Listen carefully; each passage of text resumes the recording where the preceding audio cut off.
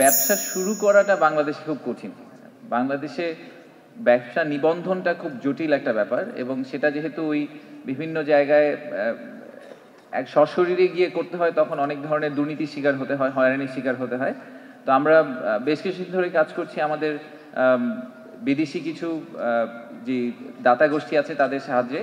আমরা একটা সিঙ্গেল, ঠিক যেরকম আমাদের এখন মোবাইলে টাকা পয়সা ট্রান্সফার করতে আসলে এখন একটা ফোনের অ্যাপের মাধ্যমেই হয়, ঠিক সেরকম করে আমরা একটা অ্যাপের মাধ্যমে আসলে এই নিবন্ধন, ব্যাংক অ্যাকাউন্ট খোলা সবকিছু একটা সিঙ্গেল ফর্মের মধ্যে নিয়ে আসতে পারি কিনা, এটা আমরা চেষ্টা করছি যে আগামী বছরের কোনো একটা সময় আমরা এটা চালু করে দিতে পারবো। এটা একদম ক্ষুদ্র থেকে শুরু করে বড় বিনিয়োগকারীরা সবাই একই সুবিধা পাবেন, কারোর জন্য বেশি বা কম করা হবে না, বাট একটা সিঙ্গেল জায়গায় গিয়ে একটা ওয়েবসাইটে গিয়ে বা একটা অ্যাপের মধ্যে ঢুকে পুরো জিনিসটা একবারে করা যাবে। তো আমরা বিডাতে অনেক বড় বড় বিনিয়োগকারী আমাদের কাছে আসেন, বিদেশিরা আসেন বাংলাদেশে, ওনারা বিনিয়োগ করতে চান, কারণ বাংলাদেশকে ওনারা মনে করেন যে একটা ম্যানুফ্যাকচারিং হাব বা ফ্যাক্টরি হিসাবে আমরা দেখতে চাই, এবং ওনারা মনে করছেন যে বাংলাদেশে যেই সম্ভাবনাটা আছে সেটাকে ওনারা সেখান থেকে একটা ভালো আউটপুট পেতে চান।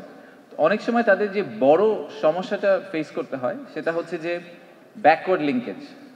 ব্যাকওয়ার্ড লিঙ্কেজ ওনারা কোনোভাবে দাঁড় করাতে পারেন না। তো আপনাদেরকে আমি অনেকগুলো উদাহরণ দিতে পারি। যেরকম লাইট ইঞ্জিনিয়ারিং এর কথা হয়, আমাদের বাংলাদেশে সবসময় আমরা বলি যে আমাদের বাংলাদেশে মোবাইল ফোন ম্যানুফ্যাকচারিং কেন যথেষ্ট পরিমাণ হচ্ছে না। তো ভিয়েতনামে কেন স্যামসাং ফোন যেগুলো আমরা ইউজ করি এগুলো ম্যাক্সিমাম ভিয়েতনাম থেকে কেন আসছে, বাংলাদেশে কেন আরো বেশি হচ্ছে না?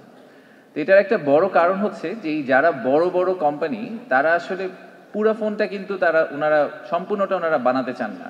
ওনারা চান যে ওনারা একদম কোর কিছু জিনিস করবেন, একদম মূল অংশগুলো করবেন, বাট ওই ফোনটার কেসিং, ওই ফোনটার যে স্ক্রিন, ফোনটার যে প্লাস্টিক কাভার হবে, এই জিনিসগুলা আসলে ওই দেশেরই ছোট ক্ষুদ্র ব্যবসায়ীরা করবেন।